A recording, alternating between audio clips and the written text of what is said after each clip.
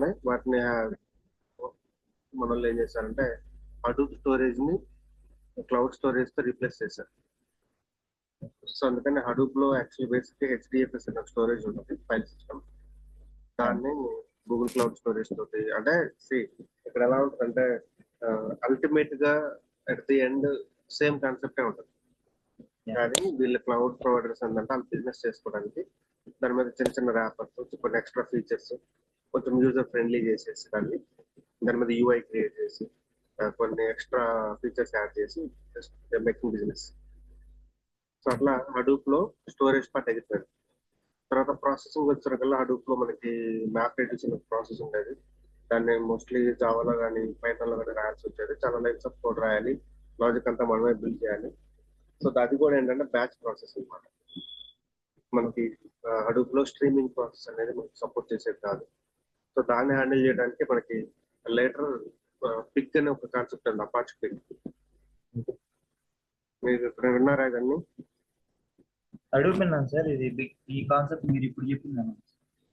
Apache pick ఏంటంటే మనకి Apache hive అనేది హడూప్ లో క్వైరీ రాసుకోవడానికి హెల్ప్ అయ్యే ఒక టూల్ అనమాట. అదేవిధంగా అపాచీ పిక్ అనేది స్క్రిప్ట్ బేస్డ్ క్వైరీస్ రాసుకోవచ్చు. అయితే అపాచీ పిక్ లో కొన్ని బ్యూటిఫుల్ ఫీచర్స్ ఉన్నాయి, కానీ అది ఫుల్ ఫ్లెడ్జ్డ్ టూల్ కాదు. సో అందుకని అపాచీ పిక్ లో కొన్ని కాన్సెప్ట్స్, మ్యాప్ రెడ్యూస్ లోని కొన్ని కాన్సెప్ట్స్ తీసుకొని అల్టిమేట్ గా అపాచీ స్పార్క్ అనేది స్టార్ట్ అయింది జర్నీ. ఓకే, సో నా ఇప్పుడు మీరు ఏ ఫ్రేమ్వర్క్ అని చూసుకోండి, మోస్ట్ ఆఫ్ ది ప్లేసెస్ లో అపాచీ స్పార్క్ రన్ అవుతుంది, అండర్లయింగ్ ప్రాసెస్. స్పార్క్ అనేది ఎగ్జిక్యూషన్ ఇంజిన్ అనమాట. అదేవిధంగా స్పార్క్ అనేది ఫ్రేమ్వర్క్ అది. సో మనం ఇప్పుడు డేటా ఇంజనీరింగ్ లో స్పార్క్ అనేది వెరీ వెరీ వెరీ ఇంపార్టెంట్ అనమాట, చాలా కీ రోల్ ప్లే చేస్తుంది. మీరు ఏ టూల్ తీసుకున్న most of the frameworks underlying process అనేది అండర్లయింగ్ ప్రాసెస్ అనేది స్పార్కే. సో అందుకనే స్పార్క్ అనేది ప్రైమరీ స్కిల్ అవుతుంది. ఓకే, సో అది ఇంపార్టెన్స్ ఆఫ్ స్పార్క్. తర్వాత స్పార్క్ మనం ఇంప్లిమెంట్ చేయాలంటే అబ్వియస్ గా మీకు హూప్స్ కాన్సెప్ట్స్ ఐడియా ఉంటాయి కదా, ఐడియా ఉండే ఉంటుంది కదా. హూప్స్ అనేది ఏంటి? హూప్స్ ఈజ్ సైన్స్ కదా. దాన్ని ఇంప్లిమెంట్ చేయడానికి మనం జావా కానీ పైథాన్ కానీ టైప్ స్క్రిప్ట్ కానీ లేకపోతే జావా స్క్రిప్ట్ కానీ ఇలా డిఫరెంట్ ప్రోగ్రామింగ్ లాంగ్వేజెస్ యూజ్ చేస్తాం. సిమిలర్ గా అపాచీ స్పార్క్ అనేది కాన్సెప్ట్. ఈ అపాచీ స్పార్క్ కాన్సెప్ట్ ఇంప్లిమెంట్ చేయడానికి మనం అబ్వియస్ గా మళ్ళీ అపాచీ స్పార్క్ అని మనం పైథాన్ లో రాసుకోవచ్చు, జావాలో రాసుకోవచ్చు, స్కాలాలో రాసుకోవచ్చు, అనేది అంటే సీక్వెల్ లో కూడా రాసుకోవచ్చు. క్లియరా? అయితే ఇప్పుడు మనకి బేసిక్ ఏంటంటే very basic big data processing లేదా డేటా ఇంజనీరింగ్ లోకి, అంటే డేటా ఇంజనీరింగ్ కాన్సెప్ట్స్ అనేది డిఫరెంట్ మళ్ళీ.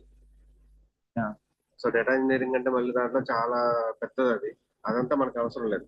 ప్రస్తుతానికి మీ ఎక్స్పీరియన్స్ కి డేటా ఇంజనీర్ గా వర్క్ చేయగలిగితే చాలు. ఎందుకంటే ఇవన్నీ మీరేం డైరెక్ట్ గా ఆర్కిటెక్ట్ డిజైనర్కి వెళ్ళారు కదా, ఇవాళ డెవలపర్. కాబట్టి మనం మీకు ప్రస్తుతానికి మిమ్మల్ని డేటా ఇంజనీరింగ్ డెవలపర్ గా ట్రై చేస్తాం. డేటా ఇంజనీరింగ్ లో చాలా రోల్స్ ఉంటాయి. డేటా ఇంజనీర్ డెవలపర్ ఉంటాడు, డేటా ఇంజనీరింగ్ లో డేటా అనలిస్ట్ ఉంటారు, తర్వాత ఆర్కిటెక్ట్ ఉంటారు, సొల్యూషన్ ఆర్కిటెక్ట్ ఉంటారు, టీమ్ లీడ్ ఉంటారు. ఇట్లా డిఫరెంట్ రోల్స్ ఉంటాయి. మీ ఎక్స్పీరియన్స్ కి జూనియర్ డెవలపర్ గా తీసుకుంటారు ప్రజెంట్. ఓకేనా? Associate developer.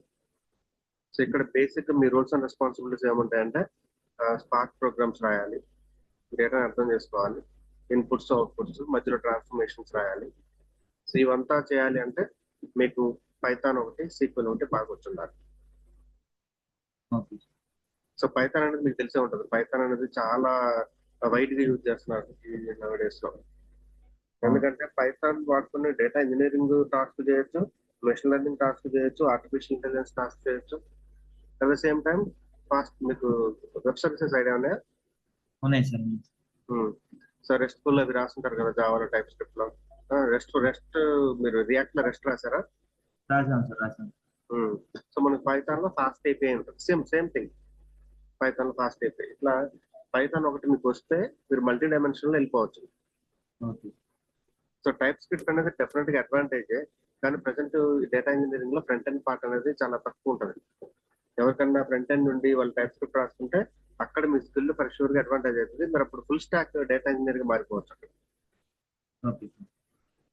సో ప్రస్తుతానికి ఏంటంటే మనకి ఈ కోర్స్ లో మీకు డేటా ఇంజనీరింగ్ అనగానే so data engineer with Databricks అనేది అల్టిమేట్ గా మనం వాడబోయే ఫ్రేమ్ వర్క్. సో ఈ డేటా బ్రిక్స్ అనేది మనకి స్పార్క్ మీద రన్ అవుతుంది. సో కాబట్టి మీకు ప్రజెంట్ ఈ కోర్స్ లో మనం Python, SQL, Spark, Databricks ఇంతవరకు కంప్లీట్ గా నేర్చుకుంటాం. ఓకే సో మనకి దీనికోసం ఏంటంటే ఫస్ట్ ఇండివిజువల్ గా సీక్వెల్, ఇండివిజువల్ గా పైథాన్ చాలా పెద్దది. మనం అవన్నీ చేస్తా ఉంటే మనకి అదే 6 నెలలు పడుతుంది. కాబట్టి ఈ డేటా ఇంజనీరింగ్ సంబంధించిన కోర్ పైథాన్ ఒకటి, డేటా ఇంజనీర్ సీక్వెల్ అంటే మీకు కంప్లీట్ సీక్వెల్ ఉంటుంది. మళ్ళీ అలాగని మనం ఆర్కిల్, మై సీక్వెల్, ఆ సీక్వెల్ కాదు ఇక్కడ. Sequel again different. యా ఏంటంటే స్పార్క్ డెవలపర్, మీకు ఏంటంటే ఇక్కడ డేటా ఇంజనీర్ అన్నా, స్పార్క్ డెవలపర్ అన్నా, బిగ్ డేటా డెవలపర్ అన్నా, బిగ్ డేటా ఇంజనీర్ అన్నా ఇవన్నీ మీకు వర్తిస్తాయి. సో డేటా బ్రిక్స్ అనేది అల్టిమేట్ గా చాలా ఫేమస్ ఫ్రేమ్ వర్క్ అని. కొంతమంది టూల్ అంటారు, కొంతమంది ఫ్రేమ్ వర్క్ అంటారు. డోంట్ వరీ, డెఫినేషన్ కొంచెం వరీ కావచ్చు. సో ఎందుకంటే డేటా బ్రిక్స్ అనేది అల్టిమేట్ గా మళ్ళీ డిఫరెంట్ ఆప్షన్స్ ఉంటాయి. అయితే మీరు ఇక్కడ గమనించాల్సిన విషయం ఏంటంటే మీరు ఇవాళ రేపు ఏ టూల్ మీద పనిచేసినా స్టోరేజ్ అనేది మోస్ట్లీ క్లౌడ్ అవుతుంది. ఓకే, ఆన్ ప్రిమైస్ లో మోస్ట్ ఆఫ్ ద టైమ్స్ ఎవరు రాయట్లేదు, క్లౌడ్ లో రాస్తారు. లేదా మీరు చెప్పినట్టు ఫ్రంట్ ఎండ్ బ్యాక్ ఎండ్ కోసం ఏదో ఒక డీబీలో రాసేసి దాని నుంచి పవర్ బిఐ రిపోర్ట్స్ కానీ, రియాక్ట్ రిపోర్ట్స్ కానీ, ఇట్లా డిఫరెంట్ రిపోర్ట్స్ జనరేట్ చేసుకుంటారు. సో మీ రోల్ డేటా ఇంజనీరింగ్ లో మీ రోల్ ఏంటంటే back end data engineering role అంటారు. దీంట్లో స్పార్క్, పైథాన్, ఎస్క్యూఎల్, డేటాబేస్ ఈ 4 స్కిల్స్ అయితే నేను ఈ కోర్స్ లో మీకు నేర్పించగలను. సో మీరు దాంతో మీకు డేటాబేస్ డెవలపర్ అనుకోండి, లేదా స్పార్క్ డెవలపర్, డేటా ఇంజనీర్ ఇట్లా ఉంటుంది. మీరు ఒకసారి లింక్డ్ఇన్ లోకి వెళ్ళి ఒకసారి కొట్టి చూడండి, డేటాబేస్ మీద ఎన్ని జాబ్స్ ఉన్నాయి, ఎన్ని ఆపర్చునిటీస్ ఉన్నాయి, ఎంత ఎక్స్పీరియన్స్ ఉంది మీకు అర్థమవుతుంది. క్వశ్చన్స్ ఉన్నాయా? క్వశ్చన్స్ ఏం లేదు సార్. అంటే డొమైన్ నుంచి వచ్చాం కదా సార్, కొంచెం స్లోగా వెళ్దామా అని. నేను ఆల్రెడీ 2 years చేసావు కదా, అంటే చేసావా? అవును, అంటే మనకి ఇవి ఐడియా లేదు కదా, కొరి అని, పైథాన్ కానీ. డోంట్ వరీ, నేను చెప్తాను, దానికి ఏం లేదు. అంటే నీ ఇష్టం, స్లోగా వెళ్తే నీకు లేట్ అవుతుంది అని. అదే అంటే పని చేద్దాము, మీడియంకి వెళ్దాం. అలా స్లో వద్దు, ఫాస్ట్ వద్దు, మీడియం. ప్లస్ మీకు ఇప్పుడు డైలీ వర్క్ టైమింగ్స్ అంటే ప్రెజెంట్ వర్క్ టైమింగ్స్ వచ్చేసరికి 11 to 7 సార్. ఓకే, అది మన మన వర్క్ ఫ్రమ్ హోమే సార్, ఇబ్బంది ఏం లేదు, అడ్జస్ట్ చేసుకోవచ్చు. ఓకే, నేను కూడా ఎక్కువ ప్రెజర్ పెట్టాను. జస్ట్ ఒక 40 minutes 1 hour మ్యాక్స్ అంతవరకు చూసుకొని కొన్ని చెప్తాను, కొన్ని మీకు ఇస్తాను, మీరు ప్రాక్టీస్ చేస్తే సరిపోతుంది. ఇంకోటి ఏంటంటే ఎవ్రీ టైం మనం క్రాస్ క్వశ్చన్ వేసుకొని చూసుకోవాలి. ఇంకోటి కొంచెం కీప్ ఆన్ మీరు ప్రాక్టీస్ చేస్తే చాలా తొందరగా అవుతుంది. లేకపోతే లేదు, మీరు కోచింగ్ తీసుకొని వచ్చారనే ఫీల్ రావద్దు. దానికి ఒక్కదానికి మీరు వర్కౌట్ చేయండి, మిగతా అంతా ఆటోమేటిక్ అయిపోయింది. End to end pipe line మనం బిల్డ్ చేస్తాం డేటాబ్రిక్స్ లో. తర్వాత వీళ్ళు సరిపోయింది, గిట్ హబ్ నుంచి కోడ్ ఫుల్ చేయడం పుస్తకం కూడా చెప్పాలి, వచ్చు కదా? వచ్చు సార్, అవి వచ్చు. సో అంతవరకు. సో డేటాబ్రిక్స్ లో కూడా చాలా మంది కాన్సెప్ట్స్ ఉంటాయి. నేను మీకు ఎలాగో చెప్తాను, డోంట్ వరీ. మరి మీరు స్లో అంటున్నారు కాబట్టి మరి టైం పడుతుంది మీకు. ఓకేనా?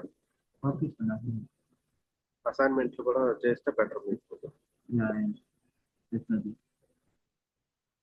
సరే అయితే మరి ఎప్పుడు స్టార్ట్ చేద్దాం? మీ ఇష్టం సార్, మీరు ఎప్పుడంటే అప్పుడు. 9 కి అలా స్టార్ట్ చేద్దాం రేపటి నుంచి. ప్రస్తుతానికి 9 to 10 ఒకటి చెప్తాను షెడ్యూల్ చేయమని.